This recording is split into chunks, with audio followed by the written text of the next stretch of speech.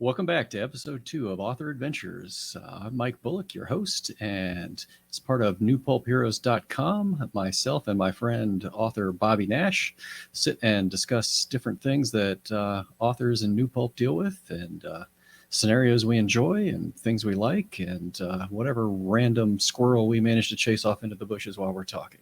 So hang tight, we'll start in just a moment.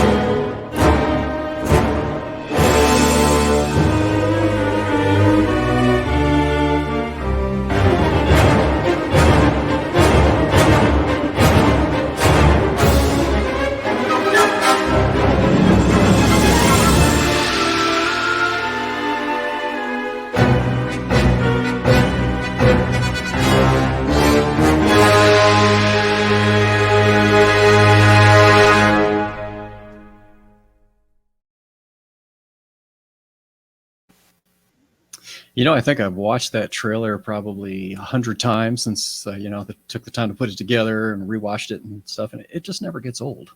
No, it's good. Get you pumped up too. The music really, that's good. A good musical score with that. Yeah, great artwork in there. Some really cool stories. Yeah, it's awesome. I love it. I love it. So how you been, Bobby? What's been going on since the last time we did one of these? Well, I've ventured out of the cave a little. I've had some conventions. That's been a nice change of pace. It's been a long time. So yeah, other than that, just keeping busy, trying to stay sane, and sling some words here and there to keep my editors happy. I'm a little behind. The one thing that the last few years I have. And part of it, most of it's my own fault for overbooking myself. Mm-hmm. But yes, I've fallen behind. So I've been playing catch up. And, I have this fear of like my editors all descending on my house and kicking in the door and like kneecapping me or something. So you're mixing up editors and the villains in your stories, basically? Maybe. Yeah, it happens. Yeah. So, yeah. Yeah, it's definitely been crazy last month. The first episode got some really good response, and I was happy to see that. And the site itself has gotten a lot more traffic, particularly with our Chapter 1 series we've been running, where we've run the first chapter of several new pulp books. So far, we've done DC Jones and what is it? I have it right here. See if I can manage to actually put it in front of the camera properly. There you go. DC Jones from Jim Beard, great book. Everybody should get it. Mm-hmm. And then we ran, what was Barry's that we did? The Damned Thing from Barry Reese. Damned Thing, yep. And also then a great read. Yes, very. And pretty much anything from Barry. That just kind of goes without saying. And then Snow Falls from You was the latest one. So those have been getting a great response. And more to come. Yeah, and more to come. Yeah. Next month and the month after are already lined up, so hopefully we'll keep going. So people will keep enjoying it. So, All right. So we've got a couple of questions this week. Since last time we overran a little bit, we'll try and stick on a little bit of a better timeline, which probably won't happen because we both run off at the mouth too much. But so first question of this week is going to be: tell the viewers about 3 things you're currently working on.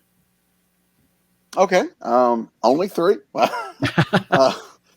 I tend to juggle a lot of projects. But the big things right now, I'm doing in the new pulp vein. I am doing some Domino Lady stories for Moonstone to come out in 2022, I believe, in 2022. I'm doing 3 of them. We're she will team up with a character that Moonstone has called Judgment, who was created by C.J. Henderson, Hmm. who is one of the, he's a shoot first, ask questions later kind of character. And so I am doing 3 separate stories where Domino Lady and Judgment team up, and they had teamed up previously. CJ had written a story with them in it, so I'm doing the 3 stories where they team up that will run as part of the double shots line that Moonstone is doing, and then we'll probably collect them later. So that's fun. Any opportunity to revisit Domino Lady is, I'm happy to do that. Yeah. And the ongoing thing I'm doing on my Patreon page, I'm doing serialized novels and novellas, basically. So I'm working on 2 there where I do a chapter a week ish. Hmm. Things do get in the way sometimes, but I'm doing, excuse me, the 6th book in the Snow series, Snow Down. I'm doing it a chapter at a time there before releasing it into the wild. I'm also doing the 2nd book in the Tom Meyer series, the first being In the Wind over here. I'm doing the 2nd book in that. And so those are happening weekly at my Patreon page, which is patreon.com/Bobby Nash. And there's a couple of things I can't talk about in production, but I'm also focusing on Snow Shorts, which are the short stories written by other writers in the Snow universe. Yeah, I think we And brought so, that up last time. That was really interesting. yeah, so that's been fun. And I just received one from Charles F. Millhouse, sent in one. Great And author. so, yeah, and so I'm looking forward to getting that one out there. And I'm also in the process of writing one with features Archer Snow. I'm in the process of doing that. So hope the plan is to have that one out in August. Charles is out in September, and then we'll once there are 3 of them out, we collect them because they come out as 99-cent just ebooks. But every 3 we collect into a larger ebook, but we also have a print copy if people are interested in print. We do audio at that point, and so the audio for the first 3 collected should be out in September. So those are fun. I'm enjoying that. That'll be cool. Yeah. So those are your 3. That's my 3. That's your 3 of many. That's the 3 I can talk about. Yeah. That's one of the problems is you start to forget. Am I allowed to talk about this yet? Or Yeah. or the really dreaded ones. I started on a project. I think it's been almost a year ago now, and I'm still not allowed to talk about it. And I'm still waiting to get the green light, even though I've finished one story and wrote a giant arc for about 5 more to come. And I've already been told to start writing the 2nd one, but I still can't talk about it. Mm-hmm. So, or even worse, they tell you to talk about it, and then the project doesn't happen. Yeah, that happens. Yeah. So I can't talk about it, but I could kind of show that for a split second. So we'll just go there. So anyway, let me see. So 3 things I'm working on. I'm also doing some double shot stuff for Moonstone, and I'm teaming up Golden Amazon and Gladiator. The 2 of them, kind of both operate in these spheres where they are the most powerful people, and then they encounter one another, and they're both kind of like, wait a minute, this person's, just about as powerful as I am. I don't know how to take this. So 2 of them will have some adventures with a little bit of romance and some other things going on there. And my own Death Angel makes an appearance in one of the stories. And so that's fun. And the first one I think was just recently announced. I think it's coming out in August or September. I guess this is August, so it's coming out soon as a backup in a double shot. And then after that, I have was just given the green light to write some Green Hornet stories, which is a lot of fun. I just absolutely love Green Hornet. And so many great authors have contributed to that mythos of stories that it's really honoring to be able to be another person to add to that. So I have my first Green Hornet story I'm about halfway through with, so that'll get sent off soon, and then I can start on the next one. And then the next thing, I don't, maybe you and I can go ahead and let this cat out of the bag together, but this actually started on last month's Author Adventures, where Bobby made mention of something that really kind of sparked something in my mind, and we batted the idea back and forth. And I'm telling you this, Bobby, like you don't know what I'm talking about, but the people watching. So we are going to do a modernized pulp story where we have two characters who are loosely related to original pulp heroes. And we've got a third character that we have created together called the Crimson Cobra, who will step into this, and she will sort of be the protege of the character Bobby is kind of meaning in this deal. Yes. So, I'm excited. I just love yeah. the name. Even just when the name came together, it was like, yep, Yeah. okay, good. Yep. Yep. It's good. It's good. It's going to be so much fun. So it's always fun to collaborate. Like I miss that from my musician days. It's you can sit around and write songs by yourself, and it's cool. But when you get with other people and start bringing things together, and you get that synergy, that's just super awesome. So. And I get that, and I'm sure you do too, doing comic books and stuff like that, where you send stuff off to the artist and they send back these killer pages. I get a page back from, Fernando Paniche or somebody like that. And it's just like Christmas, you can't wait to open the attachment and see what they did. But working with another that back and forth is just, there's something magical in that back and forth when people are just spitballing whatever ideas. Yeah. You can get some real wonderful stuff out of that, because it can be like it's almost like baking a cake. You put in an ingredient, I put in an ingredient, and it became something that neither one of us had thought of. But it took all of those pieces and became something else. And wonderful. Love it when that happens. Yeah, and it's going to be a lot of fun. And it was a lot of fun that the publisher wasn't too sure at first, and then the more he listened to us, the more excited he got, and now he's super jazzed to make it happen. So that was cool too. So. Yeah, we should do an episode on this down the road about pitching stuff. Yeah, that's a good one. I'll have to write that one down. Because there have been some interesting ways I've gotten work, and there have been some oddball things, ways that projects came together or got started. Oh yeah, just Yeah, and you're like, some things you think it's a shoe in and you pitch it and it falls flat and you're like, oh, I didn't expect that. And then there's other stuff that just comes out of left field. Yeah, you throw one thing off the top of your head just to give it. They say, give me 3 plots, and you crafted 2 of them like hours, and they're like, we need a third, and you're like, blah blah blah blah blah, and they're like, I like that one. You're like, okay. Actually, one of the projects I can't talk about came about that way. That's funny. Yeah, so I actually, and I've talked about this in interviews in the past, I actually got the Phantom gig with Moonstone by trying to get somebody else a job writing Kolchak. So one of my buddies came to me and was telling me what a huge Kolchak fan he was, and I was like, "Oh, I know Joe. He's a real cool guy. If you want, I can put in a word for you." And he's like, "Yeah," and he got all excited. So I called Joe, and I'm like, "Tell him, hey, I get this buddy. He's a great author. He wants to do some Kolchak. He loves Kolchak." And Joe's like, "Yeah, that's good and all, but what do you want to write?" I'm like, "What are you talking about?" And he's like, "Well, we'll talk about that guy later. What do you want to do?" And I was like, "Man, I want to do the Phantom." And he's like, "Okay, do it." It's just like, never expected that when I picked up the phone. Yeah. And look what it led to. I know, right? It's an odd business. Yeah, it's crazy stuff. So, all right. So we're going to jump into the next question, which is very topical these days with everything kind of reopening. And that's easing back into doing shows and appearances and signings and things like that.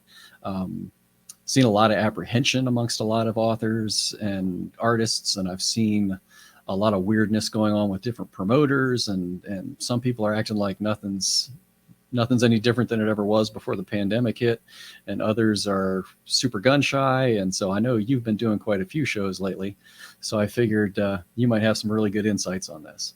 Yeah, I've been to 3 this year. 2 were one-day shows.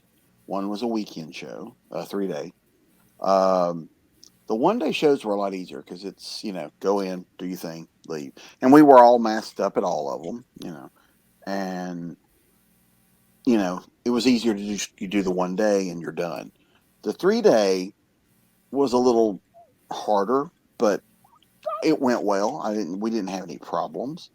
There were a few people that, balked about wearing the mask, but I mean, that was a condition of the convention. If you're going to come, you've got to wear the mask. And Yeah. so you have the choice, go or don't go, and Hmm. so far I haven't had any troubles. There is some apprehension, going in. I was a little nervous, especially with the 3 day, but like, excuse me, like I said, it went well. Um, I'm at the end of this month, 1st of September, is Dragon Con, which is the big show, my biggest show of the Hmm. year. And I'm scheduled to be there, and I'm planning to be there. But now we've got these new variants, and Atlanta just issued you have to wear masks everywhere in Atlanta. So and a lot of people are canceling because of, you know with the Yeah. variant and not knowing. And there is a bit of apprehension on my part. There's still a part of, like, if things get worse in the next few weeks, do I go? Do I not go? There's a lot of unknowns there. Because you don't, and because it's not just me. I'm Oh worried yeah. about. I'm obviously I'm worried about my own health, but I have Hmm. people around me and that depend on me that I don't want to get sick either. Yeah. Yeah. So, you know, there is that apprehension. There's a lot of that there. And Dragon Con, I mean, let's face it, I'm in Dragon Con. I'm in Atlanta for 5 days. I'm on the go for 5 days. I don't sleep much for 5 days. I don't eat right for 5 days. I generally come home from Dragon Con with laryngitis and usually have a cold. So I'm usually sick after Dragon Con anyway. So Yeah. there's a lot of that that's rattling in my brain, going, you come home, you wear yourself out so much at that show that you come home susceptible to the colds and Oh the yeah. and I and think that's something that a lot of fans of just any kind of entertainment don't understand how hard it is. mhm, It's quote unquote first world problems, but I go on tour as a musician, and you barely sleep at all the whole time you're out, yeah, and you come home just wrecked. right. You go to, like, we used to go to San Diego Comic-Con, and I'd sit there in the image booth for 4 or 5 straight days, and you come home and you're just exhausted.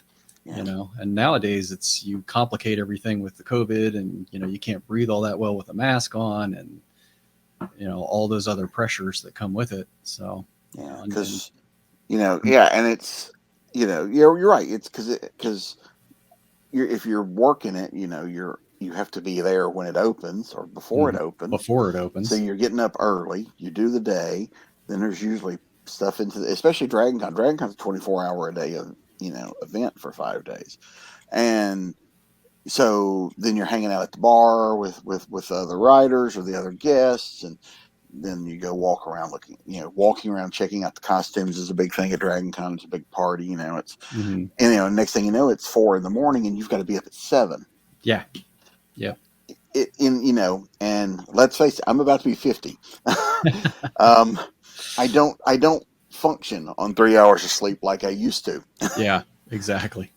And so there's a lot of that it exhausts me. The 1 day shows exhaust me. I was exhausted on Sunday after doing the Charlotte Comic Con, and like I said, and I even went Saturday and set up Saturday night, so I didn't have to set up Sunday morning. I just went in, did the day, broke down, and but I was exhausted. Oh There's a yeah. lot because I tend to stand behind the table most of the time because I like to Hmm. look at people. But and it's usually hot in the convention room, center or the con floor. So it can be, it wears on you. It's a lot of Yeah. walking, And and I'm a especially, big guy anyway, so I'm not in the I'm not in the best of shape to begin with. yeah, and you tack in travel and stuff like that. Like, I'm Mm, considering going out and doing the Windy City Pulp Con, and we've moved back to Minnesota, so it's a shorter plane flight, but I still would have to fly. And so then you got to factor that in. You're dealing with the airport, you're dealing on being shoved inside a metal tube with a whole bunch of other people that may or may not mhm, have COVID. Um, just to get there and be in a giant room full of a whole bunch of people that may or may not have COVID. mhm. And it's like, man, I want to do the shows. I want to get back out there. I want to get back to doing signings and talking to people and hanging out with the other creators and all the good things that come of these shows. But there's It's kind of undiscovered territory at the moment. Yeah. Yeah.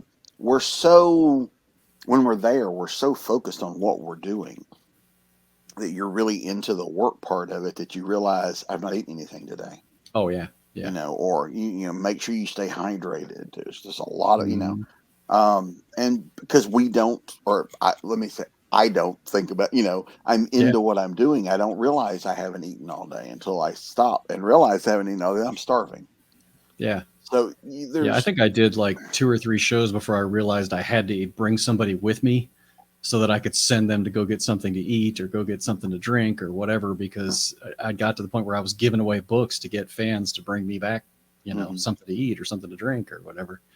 It's because you just, like you said, you just don't realize you're just on and you're signing stuff and you're hanging these great conversations with fans and other creators and everything's all good. And all of a sudden, oh, I haven't eaten in 14 hours. Yeah. Yeah. Yeah. And I take the tall bottle of water, Mm-hmm. which is like 1 day's worth. I make sure I take one of those for each day. That way I don't have to keep chasing smaller bottles. Yeah. And I try to take stuff I can snack on at the tables. Like some of my favorites, I like to take grapes, Mm-hmm. walnuts, and the little tiny cherry tomatoes. Oh, I yeah. take those and I can snack on those during the day, which is better Mm-hmm. than take potato chips or you know. Yeah. Milky Ways Um, or whatever. yeah, so I Yeah. try to take stuff like that to at least snack on, and then you know Yeah. always make sure we eat at least one real meal, Yeah.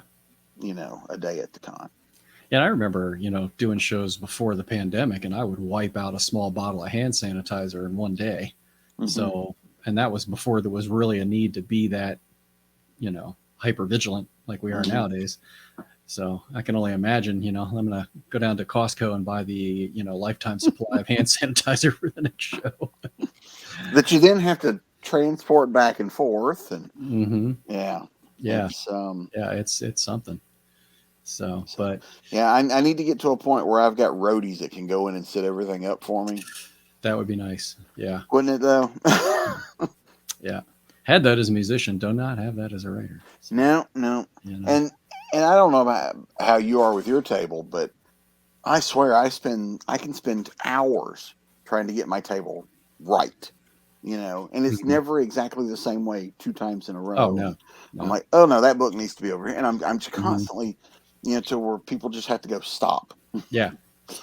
Yeah. There's people wanting to buy stuff. Stop putting it together. Hmm. Yeah. For me, And I second guess the layout every time somebody walks by and doesn't stop. Like yeah. if I see somebody walk by and look at stuff, I'll go, oh, I should have had this over here. And maybe that would have caught their attention. Or Hmm. so I rearrange the table 6, 7 times a day just out of, paranoia, for want of a better Yeah. term. Hey, at least I know it's not just me. No, no, no. Because you only got so much space at a con. Your table is only so big, and so I build up. I have Hmm. racks in the back, and I have some stuff laying flat, and it's like what should be on the rack should be the thing that grabs their attention. And there's a lot to it. Oh, yeah. Yeah. And the crazy thing is you could get it where you think it's perfect and 10 people walk by and they don't think so. Hmm. Doesn't even catch their attention. And then you rearrange everything, and then all of a sudden the next 10 people stop and pick up books and start looking at them and asking questions. And, Hmm. what's this about? And will you sign it? And, all those kinds of things. So, Yeah, yeah. that's where your cover. Yeah, I try to put the covers I know are the most eye catching on the Hmm. racks, so Yeah. they're facing people without having to come to the table and look down. They Yeah. can just see it from the aisle. Yeah. And And what I used to run into a lot is, I was doing the Phantom and I was doing Lions, Tigers, and Bears at the same time. So, they appeal to two completely different audiences. mhm. And I would do one show and I would blow through everything Lions, Tigers, and Bears I brought and not sell hardly any Phantom stuff. And the next show, it would be the other way around. And I would totally sell out of all the Phantom books and not sell but two Lions, Tigers, and Bears to, somebody who was buying Phantom books and had a niece or nephew they thought might like LTV or something. Mhm.